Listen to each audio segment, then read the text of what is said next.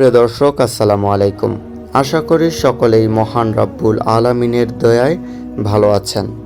আজকে আমরা এই ভিডিওতে আলোচনা করব তওবার পর আবারও গুনাহ করে ফেললে কি করবেন।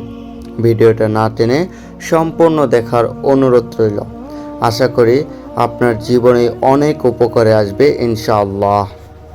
শয়তানের ধোঁকায় পড়ে মানুষ বারবার গুনাহ করে ফেলে, আল্লাহর অবাধ্যতায় লিপ্ত হয়। তবে মানুষ যতই গুনাহ করুক না কেন, তাকে নিষ্পাপ করতে মহান রাব্বুল আলামিন সবসময় তওবার দরজা খুলে রেখেছেন। কুরআন ও হাদিসে মুসলিম জাতিকে বারবার তওবা ও ইস্তেগফারের কথা বলা হয়েছে। পবিত্র কোরআনে সূরা বাকারার 222 নম্বর আয়াতে মহান রাব্বুল আলামিন বলেন, নিশ্চয়ই আল্লাহ তওবাকারীদের ভালোবাসেন এবং তাদেরও ভালোবাসেন যারা পবিত্র থাকে। তওবার গুরুত্ব পবিত্র কুরআনে সূরা ফুরকানের 70 নম্বর আয়াতে বলা হয়েছে, যে তওবা করে, ঈমান আনে এবং সৎকর্ম করে, আল্লাহ তাদের গুনাহসমূহ নেকি দ্বারা পরিবর্তন করে দেবেন। সূরা নূরে 31 নম্বর আয়াতে বলা হয়েছে, হে ঈমানদারগণ, তোমরা সকলে আল্লাহ রাব্বুল আলামিনের কাছে তওবা করো, যাতে তোমরা সফলকাম হতে পারো। সূরা হুদের 3 নম্বর আয়াতে আরও বর্ণিত হয়েছে, তোমরা নিজেদের প্রতিপালকের নিকট পাপের জন্য ক্ষমা প্রার্থনা করো, অতঃপর তার কাছে তওবা করো। মহান রাব্বুল আলামিন সূরা তাহরিমের 8 নম্বর আয়াতে আরও বলেন, হে ঈমানদারগণ, তোমরা আল্লাহর নিকট তওবা করো, বিশুদ্ধ তওবা। বুখারী শরীফের 2702 নম্বর হাদিসে বর্ণিত রয়েছে, রাসূলুল্লাহ সাল্লাল্লাহু আলাইহি ওয়াসাল্লাম বলেছেন, হে লোক সকল, তোমরা আল্লাহর দরবারে তওবা করো এবং তার কাছে ক্ষমা প্রার্থনা করো। আমিও প্রতিদিন 112 তওবা করি। সহিহ মুসলিম শরীফের 2748 নম্বর হাদিসে বর্ণিত রয়েছে, রাসূলুল্লাহ সাল্লাল্লাহু আলাইহি ওয়াসাল্লাম বলেছেন, সেই মহান সত্তার কসম যার হাতে আমার জীবন, যদি তোমরা পাপ না করো, আল্লাহ তোমাদের ধ্বংস করে দিয়ে তোমাদের পরিবর্তে এমন এক জাতি আনয়ন করবে যারা পাপ করবে এবং আল্লাহর কাছে ক্ষমা প্রার্থনাও করবে, আর আল্লাহ তাদেরকে ক্ষমা করে দেবেন। অভিশপ্ত শয়তানের ধোঁকা। তবে অভিশপ্ত শয়তান যেহেতু মানুষকে আপন রবের পথ থেকে সরিয়ে বিপদগামী করার পায়তারা করে সব সময়, তাই তওবা করার পরও মানুষ অনেক সময় আবারও পাপাচারে লিপ্ত হয়, নিজের ওপর জুলুম করে ফেলে। মুমিন তাকেই বলা হয়, গুনাহ হয়ে গেলেই মনে অনুতপ্ত জাগে, আল্লাহর ভয় জাগে এবং এই উপলব্ধি জাগে যে আমি আমার পথ থেকে বিচ্যুত হয়ে পড়েছি। তখন সে ব্যাকুল হয়ে আল্লাহর দিকে ফিরে যায়। মহান রাব্বুল আলামিনের রহমত থেকে নিরাশ হয়ো না। গুনাহ হয়ে গেলে সম্ভবত সবাই অনুতাপে ভোগেন, পরবর্তী করণীয় ভেবে দুশ্চিন্তায় পড়ে যান।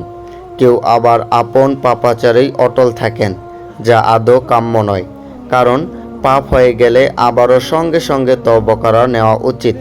পবিত্র কোরআনে আল্লাহ তাআলা বলেন, হে রাসূল, আপনি বলুন, হে আমার বান্দারা, তোমরা যারা নিজেদের প্রতি অবিচার করছ, তোমরা আল্লাহর রহমত থেকে নিরাশ হয়ো না।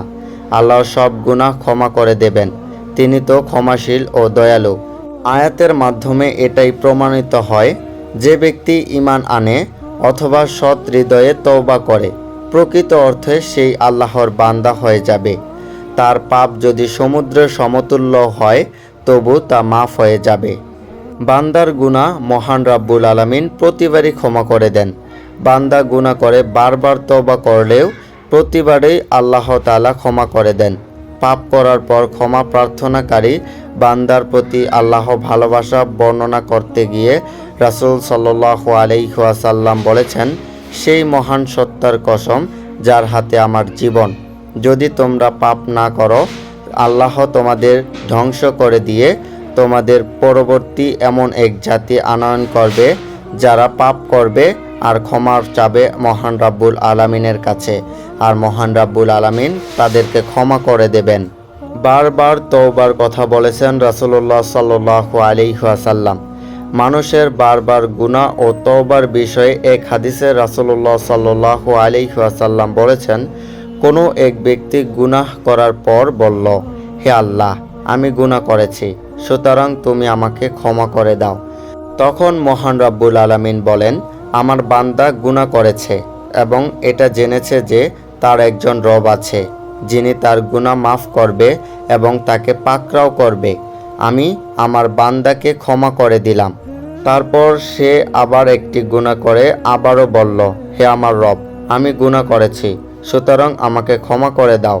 তখন আল্লাহ রাব্বুল আলামিন আবার বলেন, আমার বান্দা গুনাহ করেছে এবং এটা জেনেছে যে তার একজন রব আছে যিনি তার গুনাহ মাফ করবে এবং তাকে পাকড়াও করবে। আমি আমার বান্দাকে ক্ষমা করে দিলাম। পবিত্র কুরআনের সূরা জুমার 39 নম্বর আয়াতে মহান রব্বুল আলামিন বলেন, হে আমার রাসূল, আপনি বলুন, হে আমার বান্দারা, তোমরা যারা নিজেদের প্রতি অবিচার করছো, তোমরা আল্লাহর রহমত থেকে নিরাশ হয়ো না। আল্লাহর সব গুনাহ ক্ষমা করে দেবেন, তিনি তো ক্ষমাশীল ও দয়ালু। তিরমিজি শরীফের 2988 নম্বর হাদিসে বর্ণিত রয়েছে, হযরত আব্দুল্লাহ বিন মাসউদ রাদিয়াল্লাহু তাআলা আনহু থেকে বর্ণিত এক হাদিসে রাসূল সাল্লাল্লাহু আলাইহি ওয়াসাল্লাম বলেছেন, আদম সন্তানের মাঝে শয়তানের স্পর্শ আছে এবং ফেরেশতারও স্পর্শ আছে। শয়তানের স্পর্শ হলো মন্দের প্রতিশ্রুতি দেওয়া ও সত্যকে মিথ্যা জ্ঞান করা, আর ফেরেশতার স্পর্শ হলো ভালোর প্রতিশ্রুতি দেওয়া ও সত্যকে সত্য জ্ঞান করা। সুতরাং যে ব্যক্তি ফেরেশতার স্পর্শ অনুভব করবে সে যেন বোঝে যে তা আল্লাহ তাআলার পক্ষ থেকে এবং সে যেন মহান রাব্বুল আলামিনের প্রশংসা করে। আর যে ব্যক্তি অন্যটির স্পর্শ অনুভব করবে সে যেন আল্লাহর কাছে বিতাড়িত শয়তান থেকে আশ্রয় প্রার্থনা করে। তওবা কবুলের শর্ত: মানুষের উচিত যথাসম্ভব শয়তানের ধোঁকা থেকে বেঁচে থাকার চেষ্টা করা এবং মহান রাব্বুল আলামিনের কাছে এমনভাবে তওবা করা যেন তিনি তা কবুল করেন। আর মহান রাব্বুল আলামিনের কাছে তওবা কবুল ও গ্রহণযোগ্য হওয়ার 3টি শর্ত রয়েছে। শর্ত নাম্বার 1, পাপ সম্পূর্ণ বর্জন করতে হবে। শর্ত নাম্বার 2, পাপে লিপ্ত হওয়ার জন্য অনুতপ্ত ও লজ্জিত হতে হবে। শর্ত নাম্বার 3, ওই পাপ আগামীতে দ্বিতীয়বার যেন আর না হয় সেদিকে খেয়াল রাখতে হবে। সুপ্রিয় দর্শক, আজকের ভিডিওটা এ পর্যন্তই। সকলে সুস্থ থাকবেন, ভালো থাকবেন। আল্লাহ হাফেজ।